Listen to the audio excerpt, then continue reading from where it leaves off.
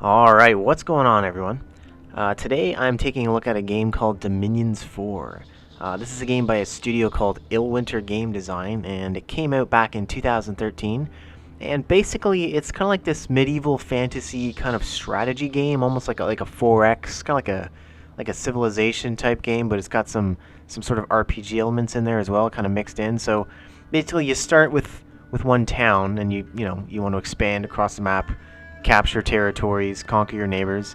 And the basic premise is it's during this thing called the Ascension Wars. So what's happened is the god of the land has left for whatever reason. He's gone or whatever. And so now there's a whole bunch of sort of pretender gods that are all sort of vying for power and competing to become the next full real god or whatever. And so your goal, of course, is to spread your god's dominion throughout the land and conquer neighbors and set up temples to spread the dominion more and then get your god to become the new god. So the way it works is it kind of plays like a board game in the sense that you move your pieces around the board, you move your armies, you've got leaders who can lead your troops. Like your troops can't move without a leader, so you have to have a leader in charge, at least one kind of thing. You can collect items to put on your leaders. Some leaders can cast spells, different types of spells depending on what kind of magic paths they know. And the goal of the game, I mean, yeah, you can conquer your neighbors and wipe them off the map. But really the goal of the game is to capture the Thrones of Ascension. That's kind of the title of the game. It's Dominions 4 Thrones of Ascension. So there, depending on the size of the map, there's maybe 3 to 4, 5, 6, 7, 8 thrones just kind of dotted about the map. And the idea is you want to claim the provinces that they're in, and then you claim the throne, and then you have that throne. And once you own whatever requisite number of thrones to win in the game settings that you set up, then you win. So it's very, very much a game about capturing those thrones, denying the enemy the thrones, and that sort of thing. There's tons of different races to pick, tons of different units, tons of different spells. The game's incredibly deep. Alright, so first things first, what do I like about the game? First of all, I think the first obvious thing to talk about is the game's depth, which is incredible. There is a truly absurd amount of stuff in this game. There is so much stuff. There's a ridiculous amount of units. So basically, there's 3 eras you can choose to play in: the early, the middle ages, and then the late ages kind of thing. And the way it works is there's basically, give or take, 25, 30 different factions you can pick from. Yeah, most strategy games, you got like 3 or 4 factions to play with. Yeah, there's like 30 in this one, okay? So each one of the factions in turn has a ton of different units it can pick from. Now some units are available to all factions, but there's quite a lot of national units that are only available to that faction. And then of course there's things you can summon via spells or summons, and you can recruit things, you can summon things. There's tons of different spells. There's a ridiculous amount of items that you can craft and collect to put on your leaders to make them stronger. But as I said, there's 30 some odd races, and there's 3 different eras. So it basically works like, like you take one race in the early era. If you decide to play in the middle era, it's like, well, it's the same race, but not quite, because now they've evolved, right? So in the early era, it's all about magic is king, and there's lots of magic everywhere in the world, and everything's kind of like primitive and not really developed technologically. And then you move into the Middle Ages, some of the magic is diminished, which means you find less magic sites throughout the map, which means you don't have as many magic gems, and you need magic gems to cast the higher level spells, and you need it to craft items and so on, and summon creatures and whatnot. And then when you move into the later ages, magic has diminished quite a bit, and technology has improved quite a bit. So you have, while you have less magic, you have much heavier armor and more impressive weapons and that kind of thing. So that's kind of how that plays out. But when there's 30, give or take, 25, 30 different factions, and they each have a variant for each era, you could look at, you're somewhere in the neighborhood 80 to 90 factions you could potentially play in this game. And they're all a little bit different, and some of them play dramatically different, so it's pretty cool that way. There's a lot of really, really deep game systems. It's not just conquest, right? I mean, yeah, obviously conquest is part of it, but there's also dominion spread, the name of the game, Dominions, right? So when you play the game, you'll see these little candles on your territories, and on the territories of your enemies as well, and that sort of denotes how strong is your god's dominion in that particular territory. So if you build a lot of temples and have a lot of priests preaching, you can have your dominion spread and spread and spread, and then the enemies will be doing the same, and you'll see these candles spread throughout the map, and they kind of like butt up against each other, and kind of, depending on the strength of the relative dominions, they might push your other god's dominion back. And this leads to other strategies where you don't necessarily have to conquer somebody militarily to wipe them out of the game. You can dom wipe them, which is dominion wipe them, which means, you know, if a god has no followers, then he's no god, you know what I mean? So he's powerless. So if you can wipe a god's dominion off the map, then that player is eliminated from the game. So that's an interesting thing that I've had to do a couple times actually playing, when they're holed up real tight in their fortress and they're just playing an uncrackable defense. Well, just wipe them out that way. So if nobody's worshiping the god, then the god withers and dies, I guess, right? So, you know, there's that sort of thing, and there's even sneaking units like ninjas and assassins and stuff like that, where you can assassinate enemy commanders. And if you remember, an army can't move without a commander. So if you assassinate the commander, that army's stuck, can't go anywhere, right? But in that same vein, you can summon things like succubi, which can seduce enemy commanders and bring them over to your side, and all that kind of stuff. So there's a lot of really cool game systems at work here. Even the combat itself has a lot of depth to it. It's not just hit points, damage. There you go. It's, you know, relative attack skills, relative defense skills, parry ability, armor levels, encumbrance, fatigue. All these different elements play into even the most basic combat. You know, how fatigued is this guy? Well, if he's really fatigued from swinging his sword a lot because they had a high encumbrance, because he's wearing heavy armor, for example, well, then his attacks will get, you know, weaker because he'll miss more, and he'll be easier to hit because he's tired, and all this kind of stuff. So there's a lot of depth that goes into the game systems. It's really, really cool that way. Another thing is game scale. So when you're setting up your god, like when you start the game, you basically design a god. While you can give the god himself power, like skill and magic and all these things, you can also choose to have him have an influence on your dominion. So, for example, what does it mean for this god to spread his dominion? What does it mean when this particular dominion is in a particular province? Maybe this particular god, he makes the crops grow, right? So you'll have more growth, so you can pick growth in dominion, or you can pick luck, which will bring random events that help you out, or you can pick magic, which means research done in your territory is quicker and mages cast spells easier. You know, productivity, maybe when your dominion spreads to a particular area, the workers there work harder and you get more resources, that kind of thing. There's a whole bunch of different sides to that sort of thing. And as I said before, there's also lots of national units you can summon, national units you can recruit.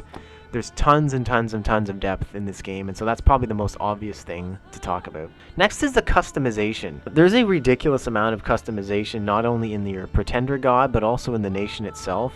There's so many different choices you can pick when it comes down to how do you want to lay out your god, what magic skills do you want to give him, what kind of, like I said before, what kind of scales, what kind of items do you want to give him, what kind of items do you want to give to your commanders, what kind of spells do you want to cast, what kind of spells do you want to research, because there's, I think, 5 or 6 different schools of magic, each with, like, I don't even know, like 100 spells in or something. I think there's got to be something like 500 spells in the game. It's ridiculous. There is a ridiculous amount of options and choice about how you play this game, which kind of leads into the next point, which is, of course, replayability. So when you have this many races and spells and units and items and tactics and choices, like, there's no reason not to play this game multiple times. There's literally like an endless combination of things you can try in this game. It's so deep. The next point I would call strategic integrity. Now, what do I mean by that? Well, basically, like I said before, instead of just, you know, attack, hit, defend, blah blah blah, super simple stuff, it's really logical stuff. Like, for example, maybe one guy has a sword and another guy has a pike. Well, a pike is longer than a sword. It models the idea that if you're attacking somebody who's got a weapon that's longer than you, that defender has a chance to push you away entirely, so you don't even get to make your attack. And so it's depending on his attack and your defense skill, and, you know, and then there's, like I said before, there's fatigue that goes into it, there's encumbrance that goes into it, there's defense ratings, armor ratings, and strength goes into it, and it's all completely logical. Like, for example, a javelin has a certain range to it, but that range is modified by your strength. So the range of the javelin throw is equal to the character who's throwing its strength. Do you know what I mean? Or, you know, what's someone's damage with a weapon? It does X damage plus your character's strength, plus another random roll, which we'll get to in a second.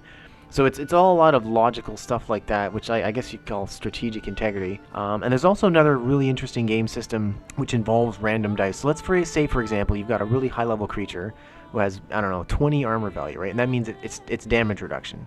So let's say you hit it for 30 damage and it's got 20 damage reduction, well then really you only did 10 damage, right? But there's this thing that Dominions does, it's called the Dominions random number. So basically when it comes to attack, defense rolls, and damage rolls, it adds up the dice, like, you know, you got 15 attack versus his 13 defense, but on top of that, it's 15 attack plus 2d6, and then 13 defense plus 2d6. So there's a certain element of randomness there. So occasionally, somebody who's low skilled can hit a high skilled character if he rolls high and the high skilled guy rolls low, kind of thing. So there's a bit of overlap. That works the same way for damage and armor values. Occasionally, you can have somebody with a weak weapon actually pierce the armor of somebody who's heavily armored with this sort of random number system, which is pretty cool. And it's also an exploding dice as well, which means if you roll that 2d6 and one of those dice happen to be a 6, it takes away 1 and then it subtracts 1, I should say, and then it adds another dice. And if that d6 also happens to be a 6, it does it again and again and again. So what that means is, on very, very rare occasion, you can get huge numbers. So every now and then, I mean, it's incredibly rare. I've never personally seen it, but you can see like a pikeman just kill a dragon or something. You know what I mean? So it's pretty cool that way. There's a lot of randomness in there. It's good. It works. I like it. The next thing, of course, is multiplayer. Now, I haven't tried the multiplayer yet myself, but I've watched quite a few Let's Plays on YouTube, and it seems to play really well. I think this game was primarily designed for multiplayer, though it does play excellent in single player. It has a play-by-email system. Now, I have done this before in a different game. A play-by-email is kind of interesting. You all submit your turn to a server once you've all got them, and then once they're all ready, the server processes the turn and spits out the results, and you kind of rinse and repeat. So it's a really interesting system. It's a little bit slower, mind you. Like, obviously it doesn't resolve itself very quickly. I think the multiplayer games in this game tend to last quite a while, but that's kind of to be expected. I think there's also just a straight up networking mode, but I haven't experimented with that. Next point, of course, is the awesome manual. This is a really weird thing to compliment, to be honest. But I don't know about you, but when I was young, I used to really like reading the manuals of my games. I don't know. What can I say? I'm a geek. I really liked reading the book, and the manual in Dominions 4 is like 450 pages or something like that. It's ridiculous. It's got so much info in there. It's really good to read, and it's really comprehensive. It gives you like every stat of every unit, every spell, every item, and blah blah blah. It's an amazing manual. So it's, yeah, like I said, it's a weird thing to mention in a game review, but the manual is worth mentioning because that must have taken forever to write. So props to them on that. And sort of further to that point is the last point I'll make here. There's also a really sweet web-based info interface. They call it the Mod Inspector. I guess all the Dominion games have it. And basically, it's a surprisingly excellent web-based portal, I guess, to the manual where you can literally look up every single stat on every single unit and every single item, every single spell, every single everything in the game has all of its stats right there. Nothing is hidden from you. Everything's completely transparent. So that's pretty cool. So you can kind of plan out your strategies using that, which I think is really, really, really neat. And that's part of the fun of the game. And even the developers have said that's kind of how they intended the game to be played. Basically, you look through these stats, you figure out a clever plan. Well, how can I use this stats on this unit with these stats over here with this spell? And you know, all this kind of stuff. You kind of combine it all together and mix and match and figure out cool strategies to come up with, and so you can kind of do that with the web-based interface. So great job on that. Alright, so moving right along, what did I not like about the game? Well, the game's issues are all, in my opinion, technical. And I think all my issues I had with this game are pretty much, you know, related to production values. Now, if you're somebody who follows my channel, first of all, thank you. But also, you might be aware that I don't personally care all that much about production values. I'm more concerned with gameplay. Now, that's not to say that there's anything wrong with those that are concerned with production values. You know, you got every right to be concerned about the quality of the game you're purchasing and all that kind of stuff as consumers. There's nothing wrong with it. It's totally fine. But me personally, I'm kind of in the camp of I'm not worried about how it looks or whatever, as long as it's fun to play. But if I'm to be completely honest and fair reviewing this game, I do have to mention the visuals, first of all. This is the first obvious thing. This game looks like crap. I'm not going to candy coat that at all. This game looks terrible. The sprites are super dated. The effects are super dated. This game looks like it was made in like 1992 or something like that. Like the actual like overmap, like the strategy map, is this hideous pixelated mess. Like when I first played this game, I kind of loaded up. I was like, what is this?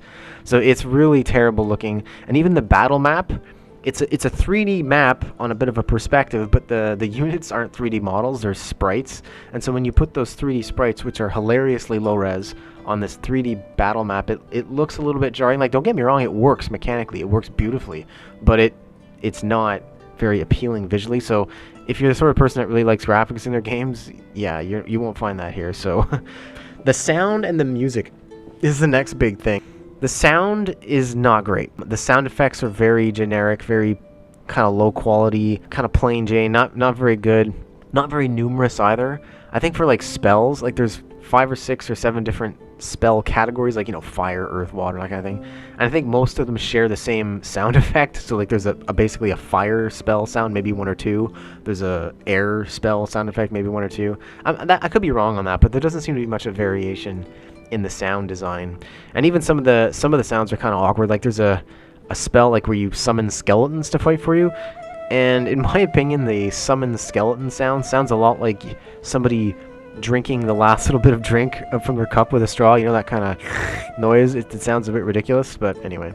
The music, here's the funny thing, the music is actually the best part of what I'm going to be mentioning here, and it's pretty rough, you know what I mean? It's bringing up the average, and it's not great in itself. So the music is, I don't know, I don't think it's great. I feel bad for the composer who probably put a lot of work into it, but music is not great. And the last thing, of course, is the interface. This game has one of the most brutal interfaces I've ever seen in a game, and it's just really rough.